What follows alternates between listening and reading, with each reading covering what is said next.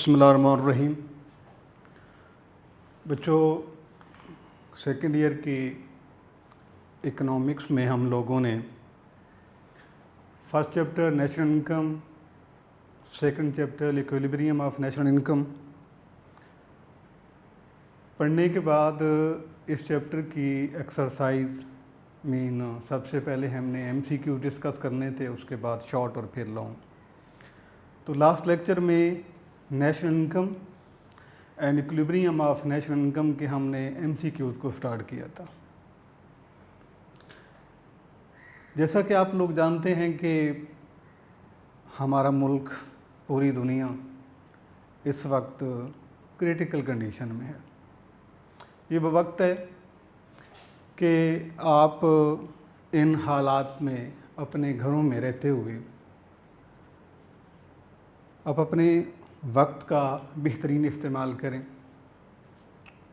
वालिदैन को वक्त दें, उनकी खिदमत करें और अपने तालीमी जो आपका साल है, उसका जो सिलसिला है, उसको आप जारी रखें। उसके लिए आपके ये ऑनलाइन लेक्चर हैं, इनको आप सुनें और एमसीक्यूज़ कैसे सॉल्व किए जाते हैं, ये बात आपको कल भी बताई थी। इसका बेहतरीन तरीका ये होता है कि जब आप थ्योरी का पूरा चैप्टर पढ़ लेते हैं तो उसको पढ़ने के बाद फिर आप एमसीक्यू सॉल्व करते हैं तो उसमें आपको बहुत आसानी होती है। आप और पेपर सब्जेक्ट व सिलेबस तैयार करने में भी आपके लिए बहुत मददगार होता है। आगाज़ करते हैं। पहले चैप्टर के 15 एमसीक्यूज़ ये हमने पहले सॉल्व किए थे और ये economics second year, economics part second, पहला चैप्टर इसमें हमने शुरू किया था एमसीक्यूज़ के हवाले से। तो आज उसी से आगे बात करते हैं जी। 16 एमसीक्यूज़ है। नेशनल इनकम इक्विलिब्रियम पॉइंट, ये आपका एमसीक्यूज़ है। इसमें आपने सबसे पहले आपने लिखना है एमसीक्यूज़, नेशनल इनकम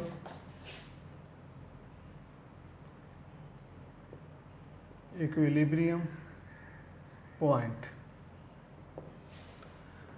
तो इसका मतलब ये है, उर्दू में ये एमसीक्यूज़ बनता है, कौमी आमदनी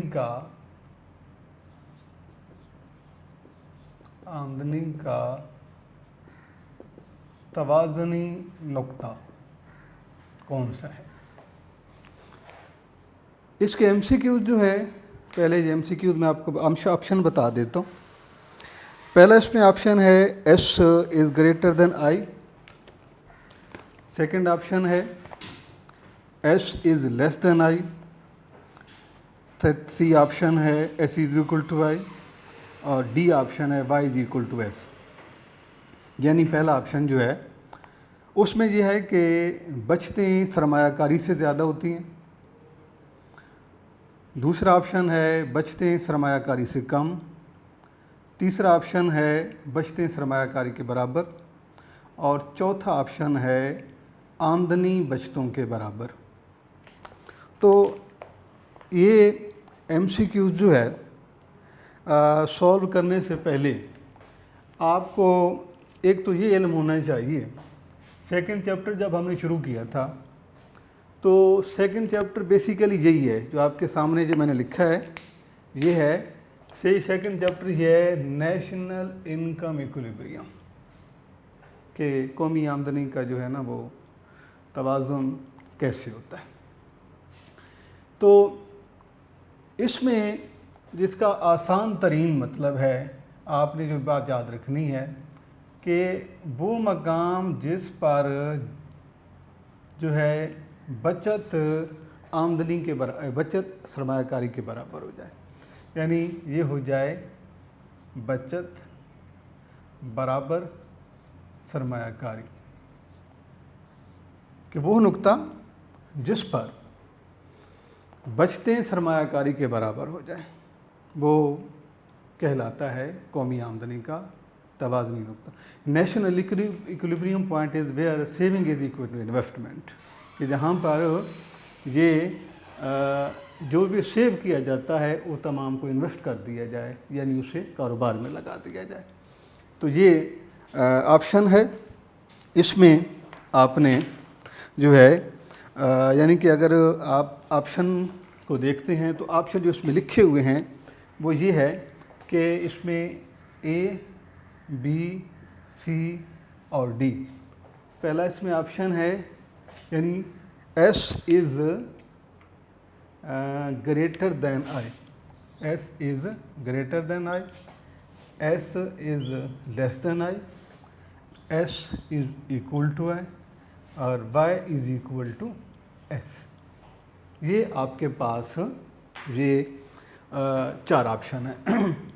अब हमने क्या पढ़ा है कि कौमी आमदनी का तवाज़ुन उस नुक्ते पर होगा जहाँ पर बचत सरमायाकारी के बराबर होगी, और ये बात हमने अपने थ्योरी के चैप्टर में भी ये बात पढ़ी थी, बल्कि उसमें पूरा एक लॉन्ग है।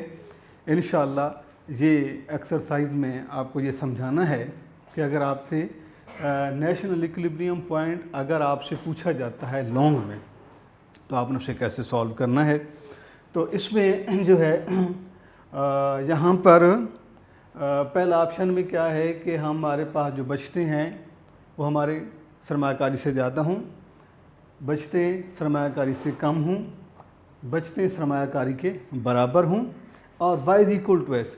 याद रखना कि y is equal to S का मतलब होता है कंजम्पशन इज ज़ीरो, ठीक है ना। अगर आप इसकी इक्वेशन लेते हैं तो ये यूँ बनता है कि y is equal to C plus S, और अगर ऐसा हो जाए कि ये इनकम और ये सेविंग बराबर हो, जिसका मतलब ये है कि ये जो सी है C is equal to zero, consumption तो है ही नहीं, तो ऐसा नामुमकिन है, यानी कि इसमें इस ऑप्शन इसके तो कोई चांस बनते ही नहीं है।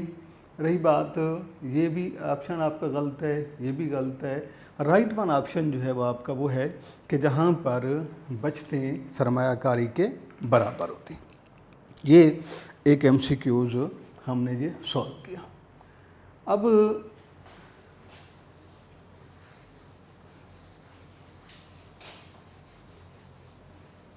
जी नेक्स्ट MCQs है जी कि the goods that a consumer use directly, के पहले ये आपको मैं लिख देता हूँ। The goods that a consumer used directly, the goods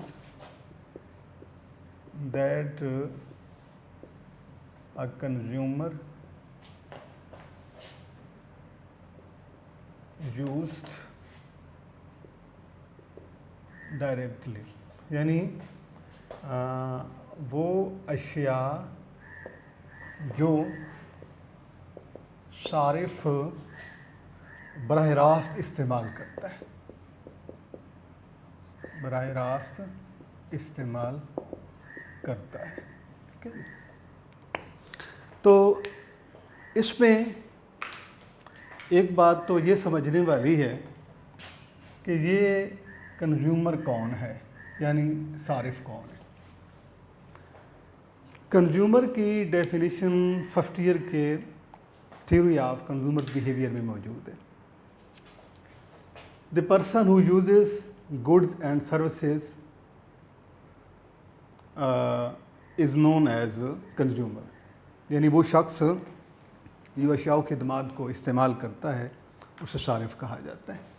तो अब सवाल आपसे ये पूछा गया है कि आपने goods that a consumer use directly, तो असल में आपका ये है कि आपने उन गुड्स को, आपके पास यहाँ पर 4 तरह की गुड्स आपको बताई जाएंगी ऑप्शन में A, B, C और D में, यानी 4 तरह की आपको गुड्स बताई जाती हैं।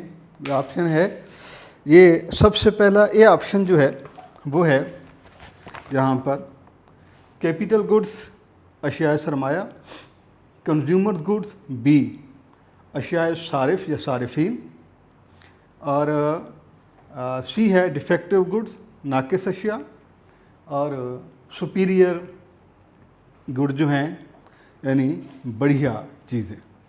तो अब 4 ऑप्शन आपके पास हैं। तो आपने अपने इस सवाल के मुताबिक जो आपसे पूछा गया है, आपने ये देखना है कि हम जितनी चीज़ें पढ़ते हैं ना, मसलन कैपिटल गुड्स हैं, कंज्यूमर गुड्स हैं, प्राइमरी गुड्स हैं, फाइनल गुड्स हैं, तो हमने ये देखना है कि कंज्यूमर की डेफिनेशन हमने ये किया है कि the person who uses goods and services. अब कंज्यूमर वो चीज़ें यूज़ करता है जो उसकी डायरेक्टली सेटिस्फेक्शन की वजह होती हैं। मसलन मशीन है, बिल्डिंग है, पैसा है, ह्यूमन कैपेबिलिटी, ह्यूमन स्किल है। तो हमने कंज्यूमर किन को यूज़ करते, देखिए ना, कंज्यूमर के इस्तेमाल में मसलन ये चीज़ आती है, ये बोर्ड मार्कर है, बुक है, कपड़े हैं, खाना है, मोबाइल है। तो ये वो चीज़ें हैं जो कंज्यूमर डायरेक्ट यूज़ करता है। तो जो चीज़ें कंज्यूमर डायरेक्ट यूज़ करता है उन्हें कहा जाता है कंज्यूमर्स गुड का नाम है। यहाँ पे ऑप्शन आप यानी कि आपने ऑप्शन में लिखना है कि कंज्यूमर्स गुड, या इनको आप जो है वो फाइनल गुड्स भी कह सकते हैं।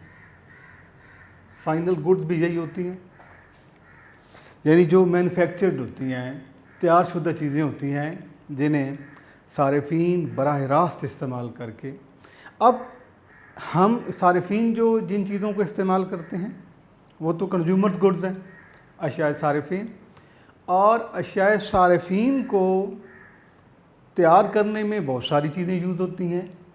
तो वो जो होती है कंज्यूमर गुड्स की डिमांड जो होती है ये डायरेक्ट डिमांड होती है, बराह रास्त तलब होती है, जबकि कंज्यूमर गुड्स को बनाने में जिन चीज़ों को इस्तेमाल किया जाता है उनकी डिमांड डिराइव डिमांड यानी माखूज़ तलब होती है। तो यहाँ पे भी आपका इसमें आपने लिखना है अशियाए सारिफीन या अशियाए सारिफ। तो अब आप ये देखें तो इस हिसाब से आपका कैपिटल गुड्स ऑप्शन गलत है, कंज्यूमर गुड्स ये आपका राइट ऑप्शन है, यानी कि कंज्यूमर गुड्स जो है इस सवाल का आपका जवाब है।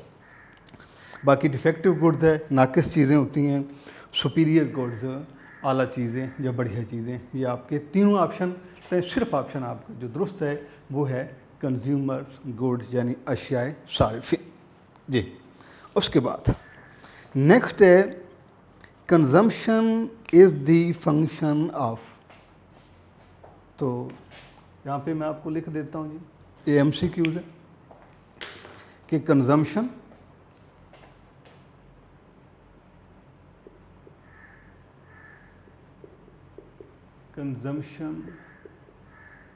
Is the function of. ये आपका हो गया क्या नाम है क्वेश्चन MCQ। और उर्दू में आप इसे लिखेंगे कि सर्फ तफ़ाइल है, ये आपका सवाल इसमें बनता है, ये ठीक है। अब सर्फ किसको कहते हैं, हम अपना सवाल का जवाब शुरू करेंगे तो हमें पता होना चाहिए कि अब जब हम जिस चीज़ के बारे में हम ये मालूम कर रहे हैं कि जो है सर्फ है या ये कंजम्पशन है, इज़ द फंक्शन ऑफ, ये किसका फंक्शन है। तो पहले हमने ये मालूम करना है कि भी सर्फ कहते किसे हैं, कंजम्पशन क्या होता है। फिर हमारे लिए इस बात को समझना और उसको हल करना आसान हो जाएगा। कंजम्पशन इसको हम पहले डिफाइन करेंगे। कंजम्पशन उर्दू में भी इसे कहा जाता है सर्फ, ठीक है, और इसे सी से जो है वो जो है ना वो जाहिर किया जाता है। तो अब कंजम्पशन है क्या, इसकी डेफिनेशन हम पहले पढ़ भी चुके हैं, और एक दफ़ा आपको फिर बता देता हूँ कि उर्दू में इसकी अगर आप तारीफ़ करते हैं तो बनता है आमदनी का वो हिस्सा जो ज़रूरियात ज़िंदगी पूरी करने के लिए खर्च किया जाता है। इंग्लिश में part of income that is consume for the direct satisfaction of consumer. आमदनी का वो हिस्सा जिसे हम खर्च करते हैं। तो अब सवाल ये आता है कि हम खर्च जो कर रहे हैं वो आमदनी का हिस्सा है, वो रकम हम अपनी आमदनी में से खर्च कर रहे होते हैं। तो हम जो खर्च कर रहे होते हैं वो किस पे डिपेंड करेगा? तो वो हमारी आमदनी पे, इनकम पे डिपेंड करेगा, क्योंकि हमारा खर्च जो है वो हमारी इनकम का वो पार्ट होता है जिसे हम खर्च कर रहे होते हैं। तो ये होगा कि कंजम्पशन जो है ये किस पे डिपेंड करेगा? ये जो सी है, यानी सी का ताल्लुक किस से होगा? कंजम्पशन का ताल्लुक होगा वाई, जो इनकम के साथ होगा, इनकम के साथ। ये है कंजम्पशन और ये है इनकम। अब ये इनकम हमारी टोटल अर्निंग है, इसका एक पार्ट जो हम खर्च कर रहे हैं वो कंजम्पशन है। तो इसका मतलब ये है कि जो जो इनकम हमारी बढ़ेगी कंजम्पशन भी बढ़ जाएगा और इनकम के कम होने से कंजम्पशन भी कम हो जाएगा। तो अब यहाँ से हमारे सामने क्या जवाब आया कि हमारा इनकम लेवल जो है वो हमारी किस पे डिपेंड करता है जी? सॉरी, कंजम्पशन लेवल हमारा इनकम पे डिपेंड करता है। तो ये आपको ऑप्शन में बता देता हूँ। Consumption is the function of income आमदनी, सेविंग बचत, इन्वेस्टमेंट सरमायाकारी और प्राइस कीमत। तो आपके पास इसका आंसर क्या है जी? कि consumption is the function of income. ये आप यहाँ पर, ये है आपका जवाब। और इसके सामने आप यहाँ पर लिखेंगे कि सर्फ तफ़ाइल है आमदनी का, कि सर्फ जो है वो आमदनी का तफ़ाइल है, आमदनी पर इन्हसार करता है। तो ये, इसके बाद हम नेक्स्ट एमसीक्यू सॉल्व करते हैं। ये जो हम बच्चे एमसीक्यू सॉल्व कर रहे हैं इसका ये सिर्फ आपको एक एक एमसीक्यू तफसील से आंसर यानी कि इसको हल करवाने का मकसद ये है कि ये चैप्टर में अगर कोई सवाल आ जाता है कि किसी क्वेश्चन का जो ऑप्शन है वो बदल दिया जाता है, जो उसकी स्टेटमेंट फॉर्म चेंज कर दी जाती है, तो आपको हर हवाले से, हर एंगल से जो है आप उसको सॉल्व करने की सलाहियत रखते हो।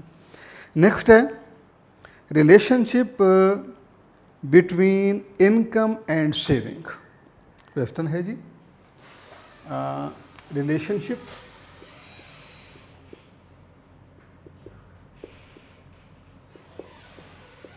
बिटवीन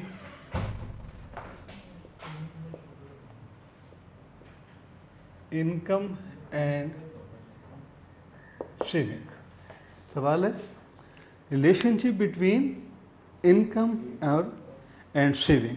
तो उर्दू में आप इसे लिखेंगे कि आमदनी और बचत का ताल्लुक, आमदनी और बचत का ताल्लुक ये क्या कहलाता है? यहाँ पे सवालिया निशान ये है। अब सबसे पहले को सॉल्व करने से पहले हमने ये देखना है कि ये इनकम है बाय और ये सेविंग है एस, ये आमदनी और ये बचत, हमने इनके दरमियान देखना। तो ये बाय नेचर इनकम और सेविंग ये दोनों वेरिएबल हैं, यानी इनकम भी वेरिएबल है और सेविंग भी वेरिएबल है। आमदनी भी मुतगय्यर और बचत भी मुतगय्यर। तो अगर इनको देखा जाए तो इन दोनों के दरमियान ताल्लुक़ हमको हम क्या कहेंगे? यानी अगर इसको देखा जाए तो ये वो बनता है रिलेशन, ये पूरी डेफिनेशन बनती है, relationship between income and saving is called saving function, is called saving function. Income and saving is called saving function. आमदनी और बचत का ताल्लुक़ जो है ये तफ़ाइले बचत कहलाता है। ये हमने अभी आंसर ऑप्शन हमने देखने हैं, लेकिन उससे पहले ये समझाना आपको ज़रूरी था ताकि आपको पता होना चाहिए कि relationship between saving and income. अभी हमने ऑप्शन नहीं देखे कि ऑप्शन में क्या लिखा हुआ है, तो हमने एक तो ये आपका यहाँ पर है कि आपका एक शॉर्ट इसमें जो है वो तैयार हो जाता है। सवाल आपसे पूछा जाता है कि डिफ़ाइन सेविंग फंक्शन, तफ़ाइल बचत की तारीफ़ करें, या what is meant by saving function, तफ़ाइल बचत से क्या मुराद है, how what do you mean by saving function. तो किसी भी सेंस में आपसे सवाल पूछा जा सकता है। तो आमदनी और उस पर पाया जाने वाला ताल्लुक़ जो है ये बचत कहलाता है, तफ़ाइल बचत। अब हम जो है इसमें एक तो हम ये पढ़ेंगे, और दूसरी बात ये है कि अब इसमें ये हमारे पास है, एक तो ये हो आपका, अगर आप इसमें से भी जिस तरह से लिखा हुआ है, एक तो MCQs आपसे ये पूछा जा सकता है, बल्कि हो भी सकता है, और वो ये है कि relationship between income and saving is, आगे आपको कोई ऑप्शन देकर चार, उसमें एक ऑप्शन आपको सेविंग फंक्शन का दें, तो ये आप करें।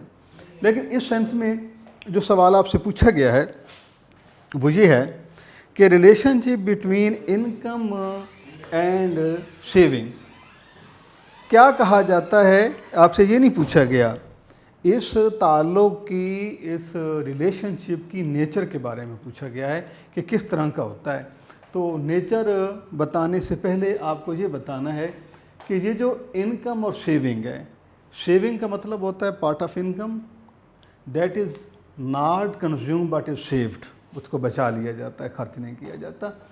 और इनकम तो हमारी टोटल अर्निंग होती है। तो अब ये है जी इनकम और सेविंग के दरमियान अगर रिलेशनशिप की नेचर को देखा जाए तो ये पॉजिटिव होती है, डायरेक्ट होती है। अगर आमदनी बढ़ेगी तो उससे हमारी सेविंग रेट भी ज़्यादा हो जाता है। और दूसरा क्या होता है कि इनकम कम होगी तो सेविंग भी कम। इसका मतलब ये है कि इन दोनों के दरमियान पाया जाने वाला ताल्लुक़ पॉजिटिव है। ठीक जी। अब हम इसके ऑप्शन देखते हैं। पहला ऑप्शन इसमें है relationship between income and saving. पहला ऑप्शन पॉजिटिव यानी मुस्बित, दूसरा ऑप्शन नेगेटिव यानी इनवर्स मनफी, उल्ट, इनवर्स मनफी और उल्ट, और सेम एक जैसा। ठीक है जी। तो अब मुस्बित और मनफी ताल्लुक़ का भी आपको यहाँ पर जो है ना वो होना चाहिए कि क्या होता है। अब हमारे सामने दो वेरिएबल हैं, एक इनकम है और एक सेविंग है। अब एक तो हमने ये पढ़ा है कि वैसे भी जो जनरल डेफिनेशन है फंक्शन की वो ये है कि relationship between two variable is called function. यहाँ पर तो पर्टिकुलर उसमें वेरिएबल दिए हुए हैं, relationship between income and saving is called saving function. तो अगर फंक्शन में मौजूद दोनों वेरिएबल की चेंज डायरेक्शन सेम हो, यानी इसमें इंडिपेंडेंट के बढ़ने से डिपेंडेंट बढ़े और इंडिपेंडेंट के कम होने से डिपेंडेंट कम हो जाए, यानी जिस डायरेक्शन में इंडिपेंडेंट वेरिएबल मूव करे डिपेंडेंट भी उसी डायरेक्शन में मूव करे। इंडिपेंडेंट के बढ़ने से आज़ाद मुतग़य्यर के ज़्यादा होने से ताबे बढ़े और आज़ाद के कम होने से ताबे, तो फिर तो रिलेशन हो गया पॉजिटिव, मुस्बित। अगर इससे उल्ट हो जाता है, यानी एक वेरिएबल और दूसरे वेरिएबल जो कि फंक्शन में मौजूद दो वेरिएबल्स हैं, उन दोनों की चेंज डायरेक्शन अपोजिट हो, इंडिपेंडेंट जिस डायरेक्शन में मूव करे डिपेंडेंट उस डायरेक्शन से अपोजिट मूव करे, मीन के इंडिपेंडेंट बढ़े और डिपेंडेंट कम हो जाए, और इंडिपेंडेंट कम हो तो डिपेंडेंट ज़्यादा हो। इसका मतलब यह है कि इन दोनों में इनकी जो चेंज डायरेक्शन है वो अपोजिट है, और जब चेंज डायरेक्शन अपोजिट होगी तो उस रिलेशन को हम मनफी ताल्लुक़ कहेंगे। और आगे जाके इंशाल्लाह आपको मैं पढ़ाऊँगा कि जो सेम डायरेक्शन वाला वेरिएबल होता है उसे इंक्रीजिंग फंक्शन कहते हैं, और जो अपोजिट डायरेक्शन में मूव करने वाला फंक्शन होता है उसे डिक्रीजिंग कहते हैं। इंशाल्लाह आगे जाके पढ़ेंगे। तो इसमें आपका जो आंसर आता है वो आपको यहाँ पर लिख के देना है कि इसमें आप इसको साफ़ कर दें, ये इसको भी आप, ठीक है जी। तो इसके मुताबिक आपका जो आंसर बनता है वो ये है, relationship between income and saving is positive. इसके मुताबिक आमदनी और इसका ताल्लुक़ जो है वो मुस्बत होता है। ये आपका आंसर हो जाएगा, ठीक है जी। और इसके बाद अगला जो MCQs है,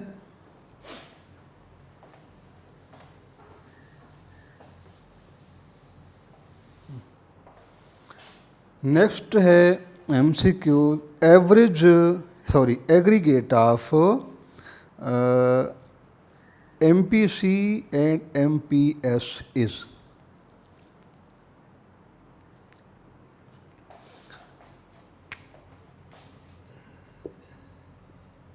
MPC और MPS इसका एग्रीगेट क्या है, ये आपसे सवाल है।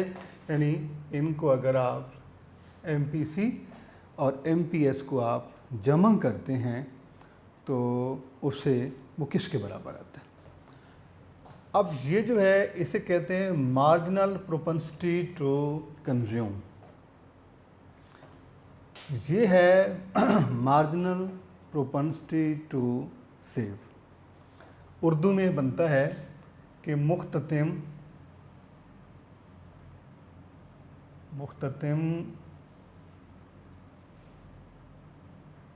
मैलाने सर्फ और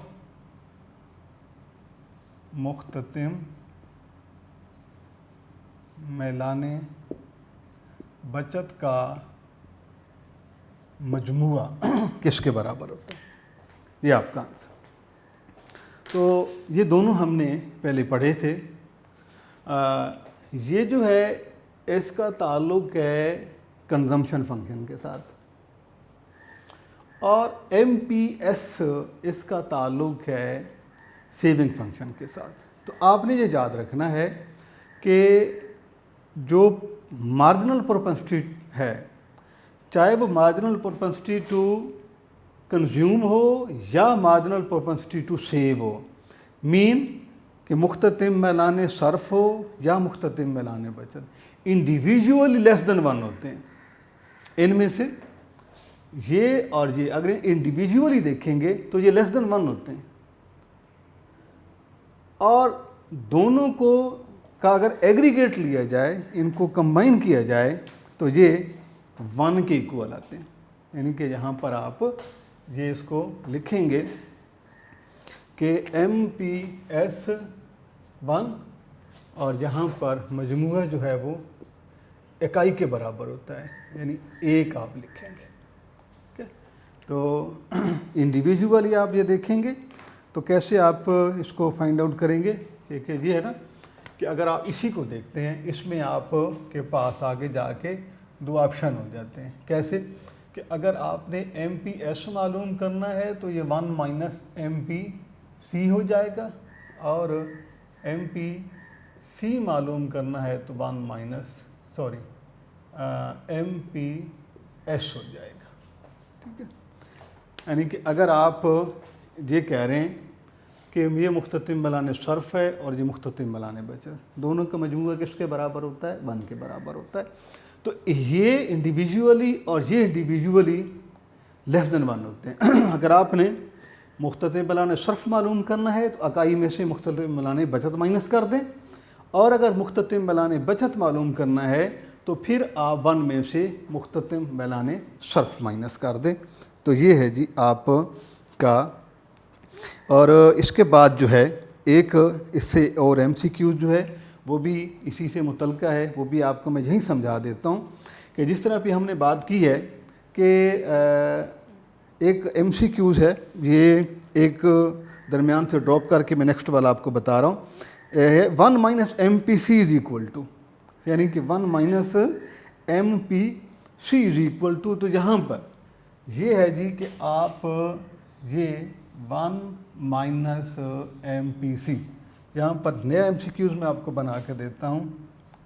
ये MCQs एक बन रहा है 1 - MPC इज़ इक्वल टू, ठीक है, 1 - MPC इज़ इक्वल टू। और ये अभी हम पढ़ के आ रहे हैं यहाँ पर कि 1 - MPC इज़ इक्वल टू क्या है जी? MPS के बराबर है। तो ये वाला MCQs बल्कि हम इसकी थोड़ी सी तरतीब जो है वो बदल के उसको पहले सॉल्व कर लेते हैं। ये जो अभी मैंने आपको बताया है कि 1 - MPC is equal to MPS, APS, APC या प्रॉफिट। तो ये है, इसके साथ ही हमने सॉल्व कर दिया है। 1 - MPC is equal to MPS। Okay जी, तो ये है आपका। अब हम इससे जो हमारा पहले वाला MCQs है अब हम उसे सॉल्व करते हैं। और इससे पहले वाला MCQs है हमारा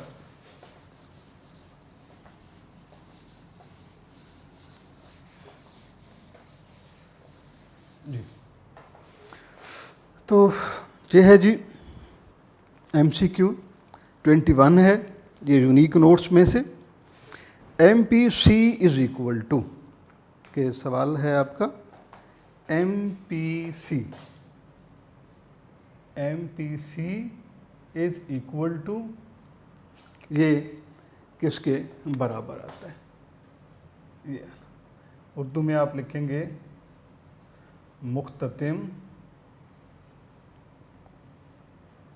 मैलाने सर्फ, मुख्ततिम मैलाने सर्फ ये किसके बराबर? तो MPC की ना बुनियादी तौर पर हम डेफिनेशन पढ़ लेते हैं। जब हम डेफिनेशन पढ़ेंगे तो ये हमारे लिए आसान हो जाएगा। इसकी डेफिनेशन ये है बच्चे कि marginal propensity to consume mean relationship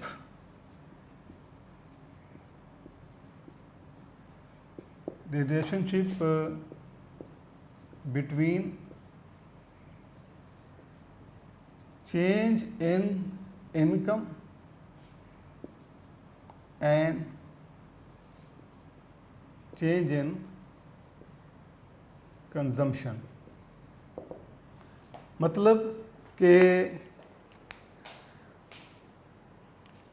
यहाँ पे change in income delta Y, change in consumption delta C, इनके दरमियान जो रिलेशनशिप है उसे MPS कहेंगे हम लोग। तो ये यूँ लिखेंगे MPC is equal to delta C over delta Y. अब ये इक्वेशन अगर आप उर्दू में लिखेंगे तो ये बन जाएगा कि मुख्ततिम मैलान सर्फ बराबर है मुख्ततिम सर्फ में तब्दीली बटे आमदनी में तब्दीली। तो इसका मतलब ये है कि हमने अभी ऑप्शन नहीं देखा, मैं आपको समझाने के लिए वैसे ही बता दिया है कि ये आप क्या बनता है। अब ऑप्शन मैं आपके सामने पढ़ देता हूँ जी। इसके लिए पहला ऑप्शन है A y is equal to C, दूसरा C is equal to y बटे C over y, delta C over delta y और delta S over delta y। तो अभी हमने पढ़ा है कि हमारा जो आंसर है वो ये है कि delta C over delta y के आमदनी में तब्दीली दे। तो बच्चे ये हमारा आज का टॉपिक था, यानी आज का लेक्चर।